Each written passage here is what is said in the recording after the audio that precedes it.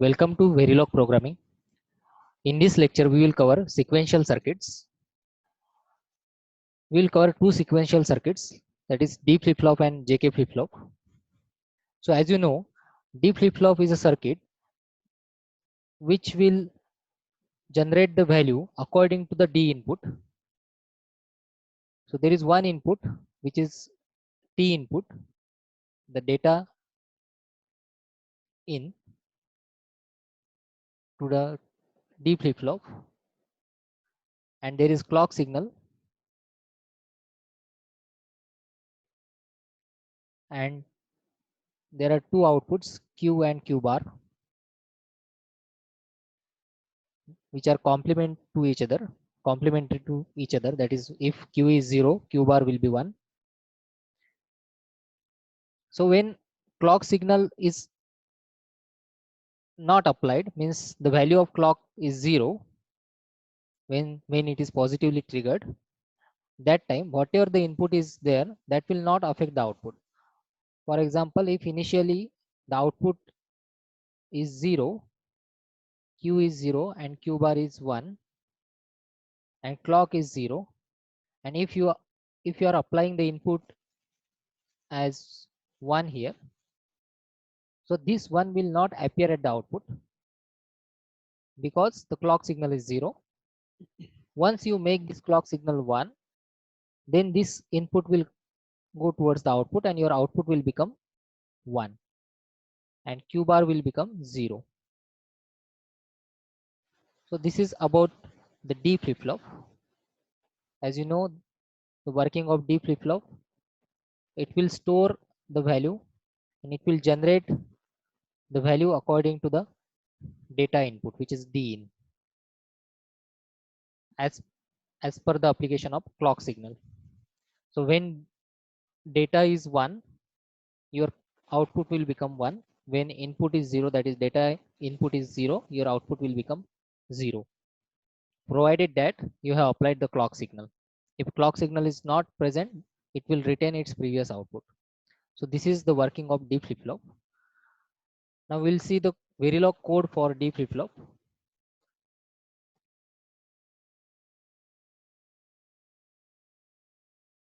First of all, we will go into the folder.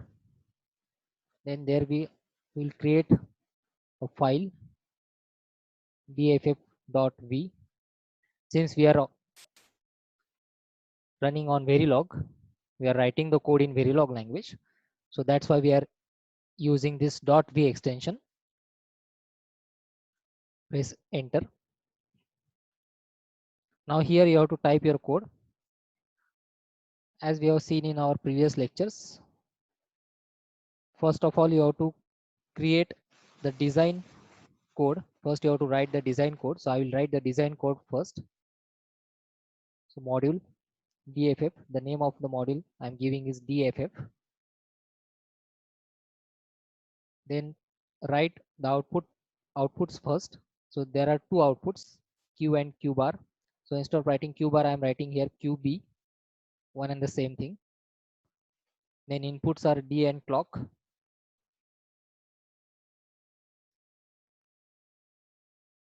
Now you have to define these variables. So output variables, again output REG, which is a data type, Q and Q bar. Similarly, inputs are D and clock signal.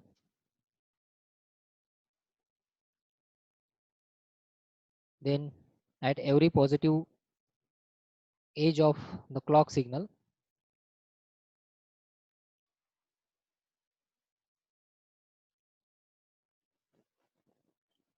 we will write the functional statements for this D flip-flop. So at every positive edge of the clock, if D is equal to the value of D signal is 0, in that case your output will be 0, provided that the clock is applied. So we have already written this always at positive edge of the clock. That means clock is present. We have applied the clock. Q is 0 because the value of D is 0. That's why the Q will also become 0. Then end. Similarly, else if the condition is D is equal to 1. Now when D is 1, the same will appear at the output. Begin. Q is equal to 1.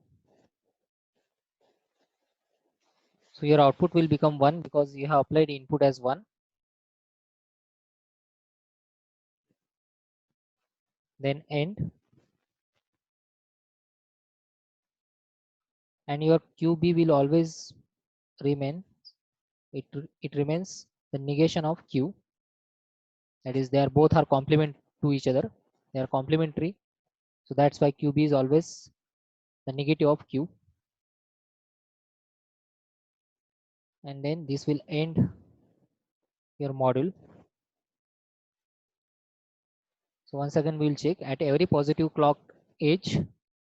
If D is 0, in that case your Q will become 0. Else if D is 1, your Q will become 1. And your QB will always remain the complement. It remains the complementary of Q. So this end belongs to this begin. And these are the end begin statements. And the end module to end this define module. So this is about the design code. Now we'll write the test bench code.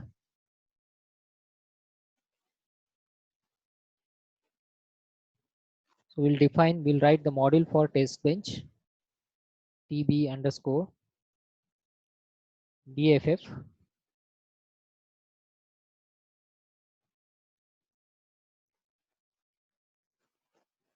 Then initial begin statement, and then create the dump file to observe the waveform.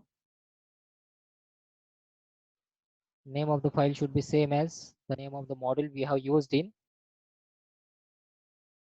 the design code. And then dump vars 0. I have already explained about these things in our earlier lectures. So please visit the previous lectures that are on the basic gates and combinational circuits.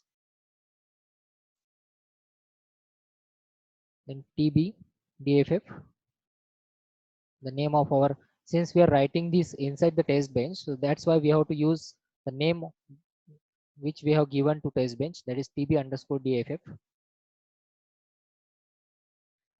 Then apply the inputs.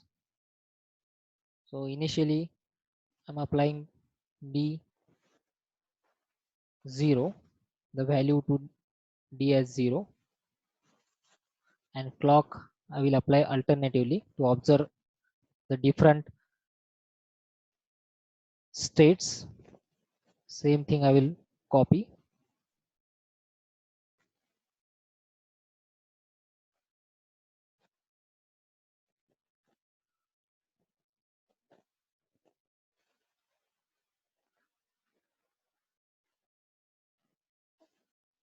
In second case, I have taken clock signal as 1, that means active. In last case also clock signal is 1. And here data signal, initially for two cases I have taken 0 value and then 1 value. I have to add the time unit delay or the time unit for this 2. And here we will use the time delay of 3.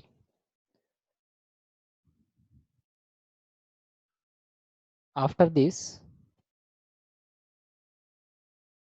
we will write, now this will end. Now we will display We'll write the code for display. So initial in monitor, since whatever things you have to display, you can mention that the time percent %g, then q, qb, d and clock.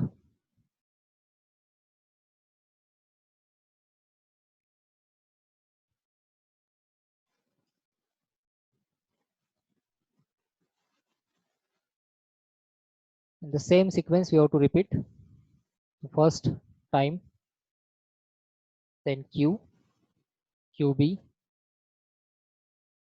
d and clock.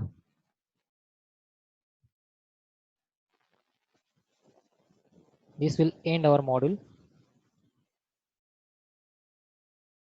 So this is how we can write the program in Verilog. First we have to write the design code in which we have declared the variables. Then we have to write the test bench code. I think we have missed this portion. In test bench we have to declare the variables again, that is wire, q, qb. So outputs which we have declared in design code will become the wire in test bench code. So q and qb. Similarly input becomes the register. So reg, these are the data types, wire and registers. So d and clock, these are our inputs. So in design code the output will become the wire data type in test bench, while input will become the reg data type in test bench. And then mapping function, map function, so you have to map these two. So the same name whatever we have used earlier, that is dff, the same name you have to use. And one variable you can take any name, m1, and the same sequence, that is q, qb, d and clock.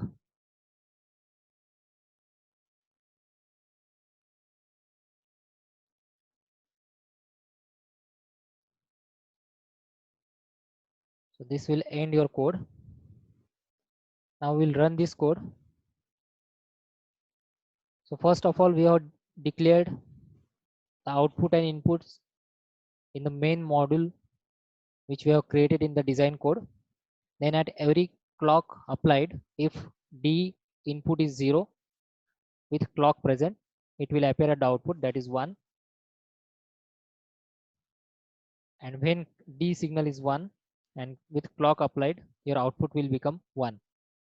And qb will always remain complementary of q. And the same thing we have used in the test bench. This is mapping function.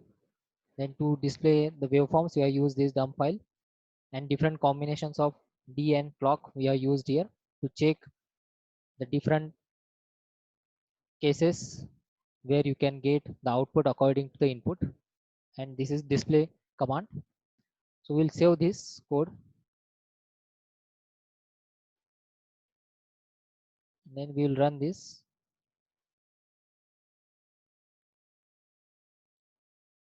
The name of the code is dff,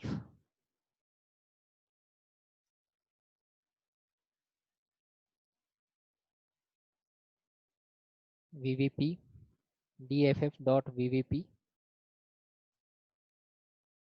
Now see here, when the clock is not applied, so initially in this case, since there is we have not earlier defined, we can define this q and q bar, or else you can keep it as it is, means don't care. Q, we don't know what is q initially and what is q bar. Obviously they are complementary to each other, but it is showing no value here. That means we have not declared initial value. We can declare in the code. We'll see in the other example. We will initially declare the output as this is the output initially. So in this code of D flip flop, we have not declared that.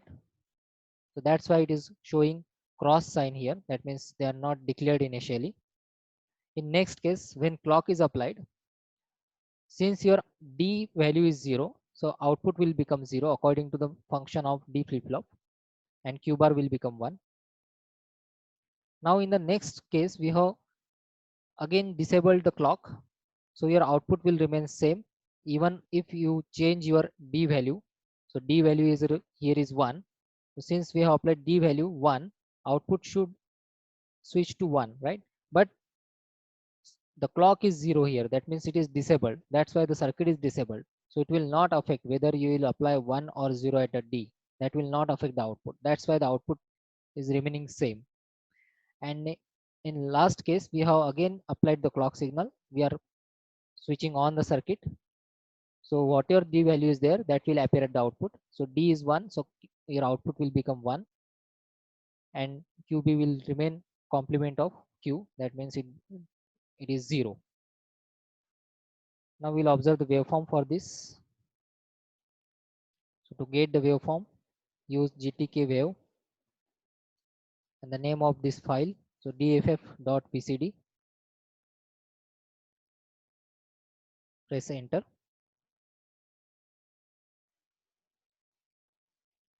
So here you can have different combinations of input and output. So initially in this section, the Q and Q bar is not defined, so it is showing in red in color. But as soon as we have applied the clock here at this point, so since clock is initially the clock is not applied, so outputs are undefined. Now when you apply the clock signal, whatever the D value is there, that will appear at output. So here D value is 0, so output is 0.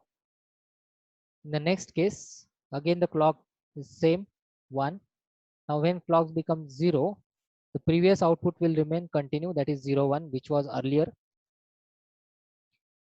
And in the next case, we can check for the next case. So since 0 1, and when next clock signal is applied, so when clock signal is 1, D is 1, so Q will become 1 because the D value is 1 here. That's why the Q value become 1 because the clock is applied. So this is how you can observe the output. Now we'll see the circuit of JK flip-flop. Similar to D flip-flop, we have JK flip-flop, but instead of one input, here we have two inputs, J and K, and two outputs, Q and Q bar, and the clock signal.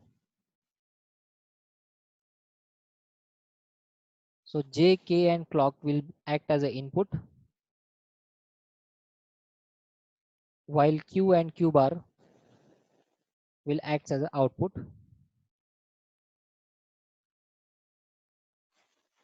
If you combine these two together, it becomes the T flip-flop. So instead of writing the code of JK flip-flop, I will write the code for T flip-flop. T means toggle. You try this code for JK flip-flop as assignment. You can write the output in the comment of this video. The output or you can paste your code by trying on the WordPad or any other online platform. You can run this code like edaplayground.com. You can run the code online, Verilog code, and you can comment your code. You can tell your difficulties in the comment section. Instead of writing the JK flip-flop code, I will write here toggle flip-flop code. I will show how to use toggle flip-flop. So you try JK flip-flop code yourself, the output should be like this. So JK, Q and Q bar. So these are the inputs 0 0 0 1 1 0 1 1. So when 0 0 is there, it will remain previous output, that is Q and Q bar, whatever previous output is there. When 0 1 is applied, the output will become 0 1. When 1 0 is applied, it will become 1 0, and when 1 1 is applied, it will change the output. That means Q bar and Q. Now that is what about T flip-flop. Now we will write for T flip-flop. T flip-flop will consider only these two cases because it is made up of joining J and K together. So since in these two conditions the J and K values are same, that means we can join them for these two conditions. So we can join J and K together, so it becomes the T flip-flop.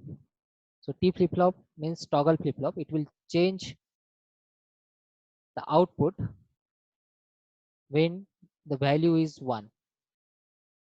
So suppose initially your Q value is 0, and if you apply 1 to this T, that means toggle, your output will become reverse. So initially suppose the output is 0 of your flip-flop, it will become 1 when you apply T is 1, provided that you have applied the clock pulse. The clock should be 1. It should be active. The circuit should be active. When the clock is not applied, and if you have applied T is equal to 1, that is toggle is 1, it will not affect the output because the clock signal is 0. When you apply 0, your output will remain as that of previous, as according to this JK flip-flop truth table. So JK flip-flop is 0 0, it will remain the previous output. When 1 1 is applied, it will reverse the output. So this is about T flip-flop. So in this lecture we are discussing about everything, which are the basics of flip-flop, right? So flip-flop is very important part, a basic unit of sequential circuit. In next lecture we will discuss the application of this flip-flop as a finite state machine and counters. So that are the important applications of sequential circuit. So that two application we will see in the coming lecture. So keep visiting our channel, and if you are liking the video, please subscribe the channel. So now we'll discuss the code for T flip-flop. T flip-flop has one input T, clock signal, which is again considered as an input, and the outputs Q and QB, which are complement to each other. So we'll discuss about the T flip-flop now. So we'll open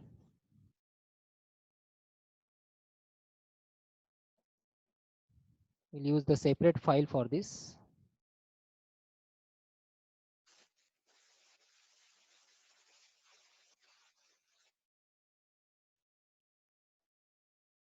tff.v.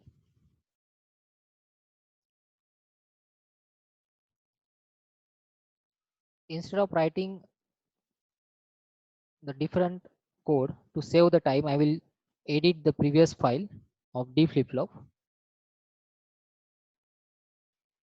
because there are few changes in the code. So here is T flip-flop, Q, QB, T and clock. Now here we will initially assign two values to the output. That means we are assuming that these are the initial outputs. so that we will not get the first condition as don't care condition which we have we got in the previous case before application of the clock pulse. So here I will assign Q as 0 value and QB as 1,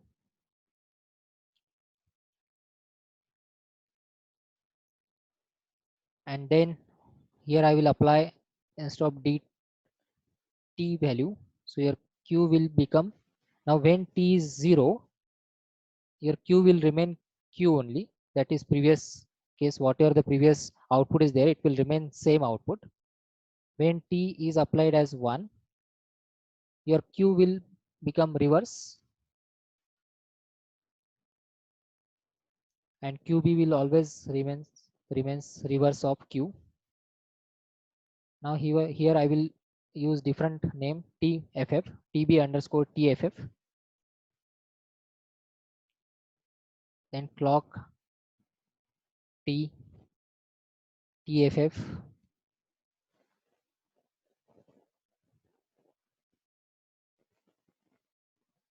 then the same file tff.bcd.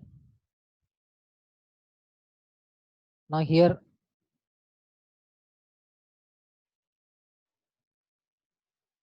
instead of using these values 0 1 0 1, we can change these values or we can keep that values same.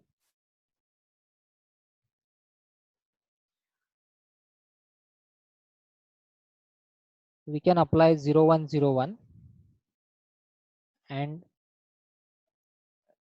here 0 0 1 1, the same value we can keep, otherwise we can change. We'll see the output for this. So instead of D we have to use T here because input we are using is T.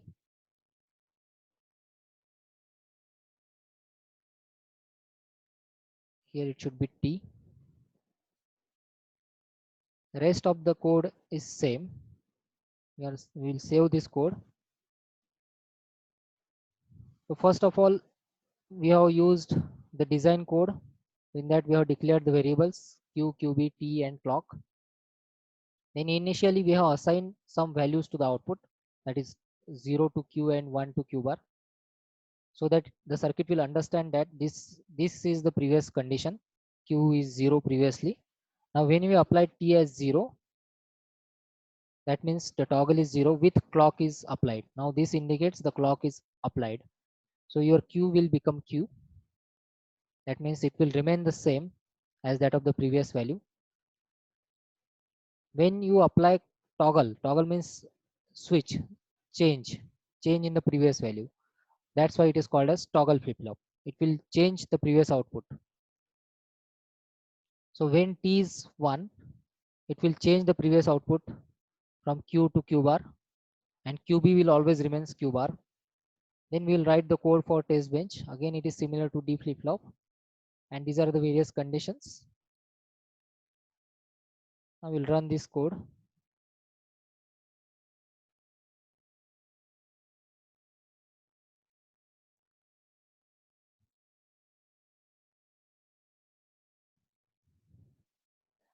Now see here, initially the outputs are Q is 0 and QB is 1 because we have already declared that. And in D flip-flop, if you observed in previous case, we are getting X and X because we have not declared that in the code, the previous values, the initial values, right? When clock is applied, that means now the circuit is active, but T value is 0.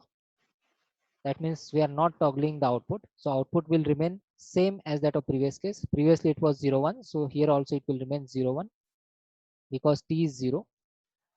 Now in the next case, we are not applying clock, but we are changing the T values 1. But your output is still remaining same as that of previous. Why? Because you are not enabled the circuit. The circuit is 8 disabled. Now in the next case, when you enable the circuit by applying clock 1, you will get the change in the output. That means previously the Q is 0, now Q becomes 1 and Q becomes 0. So this is how your T flip-flop works. We can observe the waveform of T flip-flop also the same way.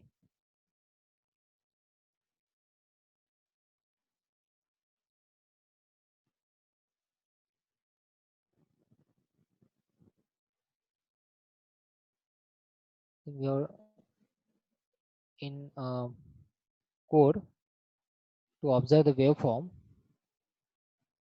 We should change the name of the test bench here, TFF TB underscore TFF. Okay, yeah. So that's why it was showing the previous case. Now this is how your circuit works. Same way you can write the code for JK flip-flop also.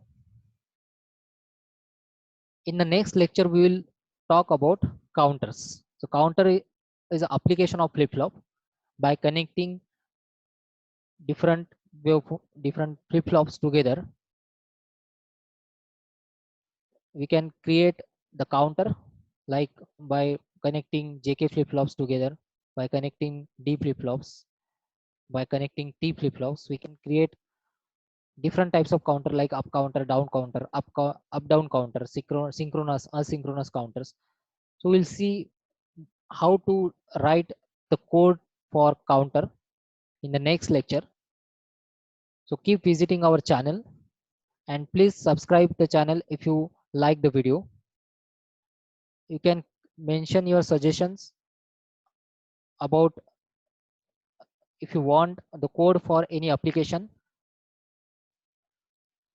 I will conduct a separate lecture on that application for writing its Verilog code and explaining that whole application. So you can comment your problem statement in the comment section. After counter, we'll start the finite state machines example. This will end our Verilog. After finite state machine, we will end this Verilog section and we'll switch to system Verilog, which is a new concept in the verification.